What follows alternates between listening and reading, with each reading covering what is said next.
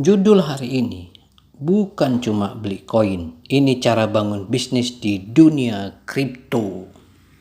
Selama ini banyak orang berpikir bisnis kripto itu cuma soal beli koin, simpan, terus tunggu kaya. Padahal dunia kripto itu lebih luas dari itu, bro. Kamu bisa bangun bisnis, bikin produk, jual jasa, bahkan punya startup sendiri. Semua berbasis blockchain. Di video ini gue bakal bongkar step by step gimana cara bangun bisnis beneran di dunia kripto. Walaupun kamu bukan developer, bukan trader, dan cuma punya modal terbatas. Bagian pertama, mindset dulu. Kripto itu ekosistem, bukan sekedar harga koin. Banyak orang salah fokus, terlalu sibuk mantau chart koin, sampai lupa bahwa kripto adalah infrastruktur digital baru. Bukan cuma soal spekulasi harga. Bayangi aja, blockchain itu seperti internet di awal 2000-an. Dan sekarang kamu bisa jadi pemilik produk digital di atasnya. Kuncinya jangan cuma jadi penonton, bangun sesuatu, bro. Contoh nyata, ada yang bikin platform edukasi berbasis NFT. Ada yang bikin komunitas, terus launching token buat reward member. Bahkan ada yang bikin jasa audit smart contract, padahal bukan developer. Bagian kedua, 5 ide bisnis di dunia kripto. Pertama, kripto content creator. Buat konten edukasi, YouTube, TikTok, ataupun tulis di Mirror X, YZ. Atau bisa hasili sponsor, afiliasi exchange, atau donasi via kripto. 2. NFT designer atau agen jual NFT. Bukan cuma seniman, kamu bisa bantu orang lain launch NFT mereka. Bisa bikin jasa branding NFT atau jasa community building. 3. Crypto freelancing atau Web3 worker. Platform seperti Dewok, Gexi, Queens, dan lain-lain kasih teks berbayar. Dan banyak yang cuma butuh skill menulis, desain, riset. 4. Jasa marketing atau komunitas. Banyak proyek Web3 butuh MUD, admin, dan promotor lokal. Kalau kamu bisa bangun komunitas atau pegang influencer, bisa jadi agensi. 5. Bangun produk sendiri. Misalnya bikin tools portofolio tracker sederhana, atau bikin bot Telegram buat notifikasi harga. Yang penting bukan seberapa canggih idenya, tapi gimana kamu eksekusi dan bangun audiensnya. Bagian 3. Tools and platform yang bisa dipakai. Mirror XYZ, blogging dan fundraising via NFT. Lalu Galaxy and Queens, tempat ikut bounty proyek Web3. OpenSea and Zora, jual NFT. Nation, Discord, Telegram, bangun komunitasmu. Viral atau Web3 talent, tawarkan jasa desain, menulis, voice over. MetaMask and Wallet Connect, infrastruktur utama. Ingat, kamu nggak harus ngerti coding, tapi kamu harus paham bagaimana value digital berpindah di dunia blockchain. Zaman dah canggih, bro. Bagian 4. Strategi bangun bisnis kripto langkah demi langkah. Langkah pertama, tentukan niche-mu. Fokus edukasi, NFT, tools, atau komunitas. Pilih satu yang paling kamu suka dan paham. Langkah 2, bangun kredibilitas dan reputasi. Aktif di komunitas Telegram, Discord proyek. Buat konten, bantu jawab pertanyaan, bangun trust. Langkah ketiga, mulai dari layanan mikro. Jasa murah tapi berguna. Desain banner, voice over, bikin proposal. Dari situ kamu dapat koneksi, reputasi, dan testimoni. Langkah keempat, kembangkan produk jasa lebih besar. Gabungkan layanan jadi agensi. Atau mulai monetis komunitasmu lewat token, NFT, atau partner. Langkah 5, jaga legalitas dan transparansi. Gunakan wallet publik. Tampilkan identitas pseudonym yang konsisten.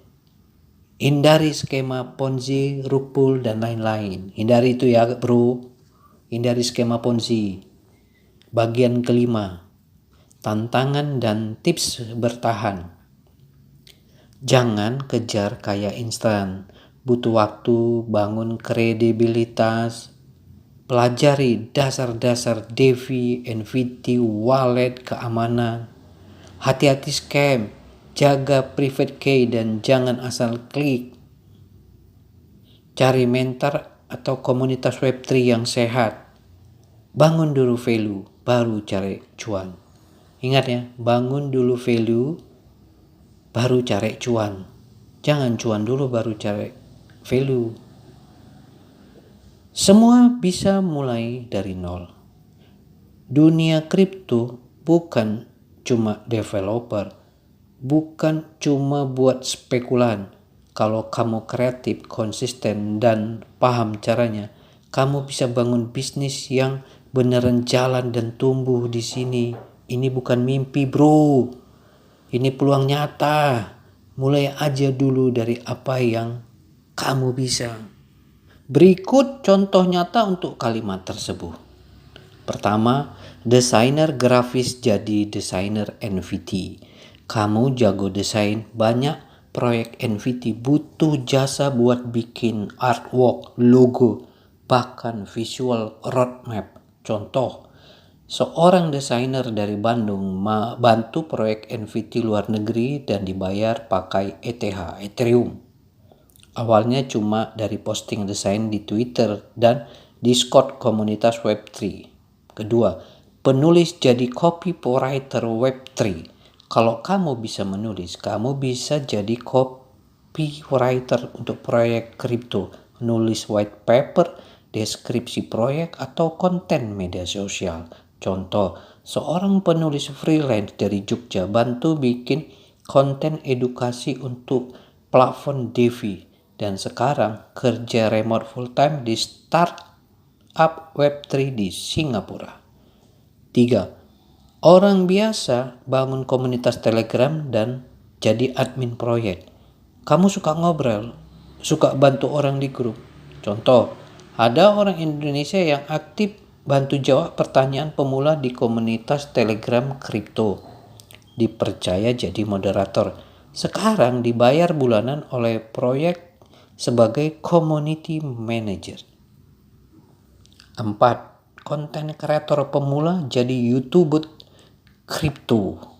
Kamu suka bikin video atau podcast? Contoh, channel YouTube seperti Koin Investasi. Dulu mulai dari konten edukasi dasar, sekarang punya sponsor, kerjasama, dan diundang ke event besar. 5. Bikin tools sederhana. Gak bisa coding, kerja bareng teman yang bisa.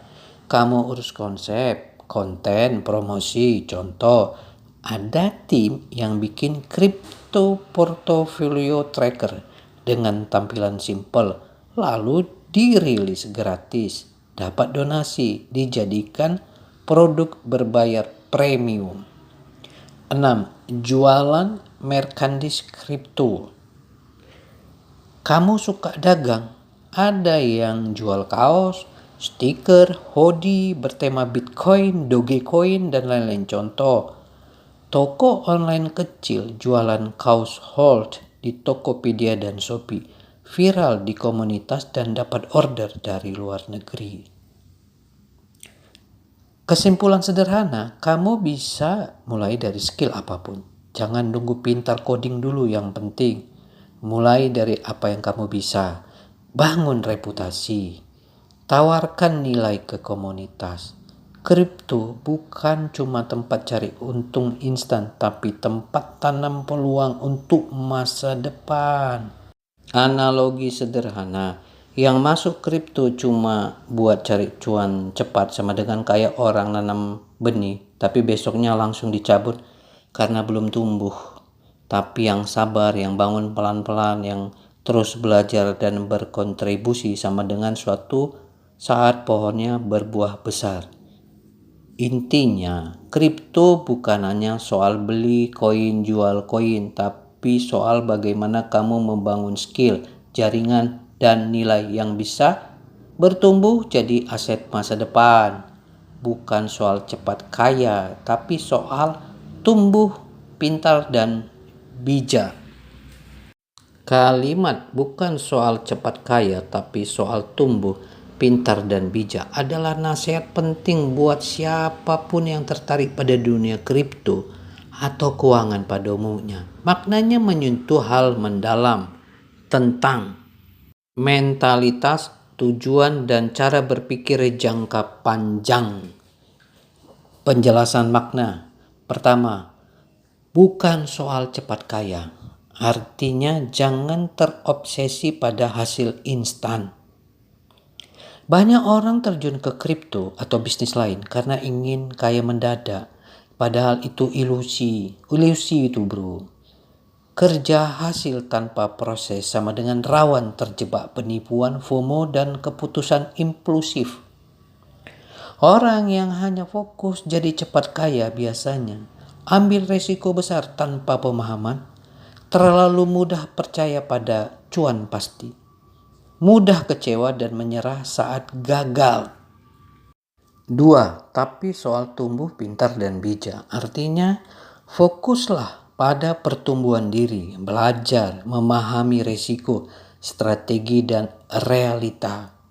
Bangun pemahaman yang matang tentang teknologi, tren, dan manajemen aset. Jadikan pengalaman sebagai guru dari kesalahan, naik turunnya pasar, dan interaksi dengan komunitas. Orang yang fokus pada tumbuh tidak gampang goyah saat pasar turun, selalu belajar dan beradaptasi, mampu membuat keputusan tenang di tengah badai. Simpelnya, cepat kaya sama dengan hasil, tumbuh, pintar, dan bijak sama dengan proses.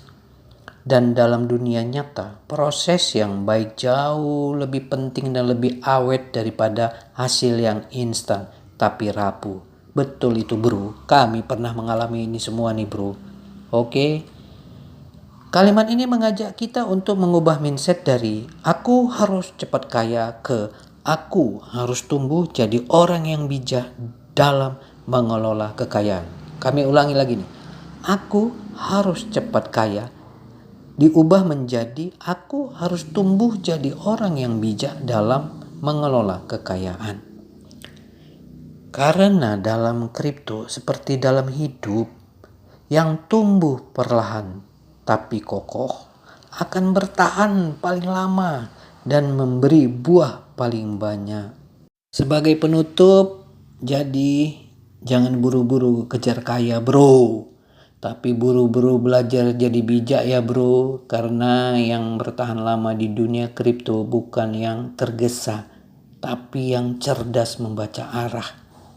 Mulailah dari kecil, belajarlah dari dalam, dan nikmati prosesnya. Karena kripto bukan jalan pintas jadi kaya, tapi bisa jadi jalan panjang menuju kebebasan kalau kamu tahu caranya. Seperti biasa, bro, kami tutup dengan sebuah pantun. Jalan-jalan ke pasar bawa ketupat.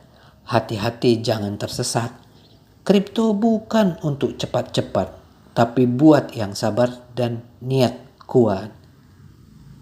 Ahoy, sampai di sini dulu teman-teman. Kita akan ketemu di episode-episode lainnya yang lebih seru, lebih banyak nanti tentang pembelajaran yang lebih dalam. Karena di seri-seri berikut kami akan membuatkan kisah-kisah pembelajaran yang panjang. Ikuti pelan-pelan teman-teman. Jangan lupa like, share, dan subscribe kalau kamu setuju bahwa jadi bijak itu lebih penting daripada jadi cepat kaya.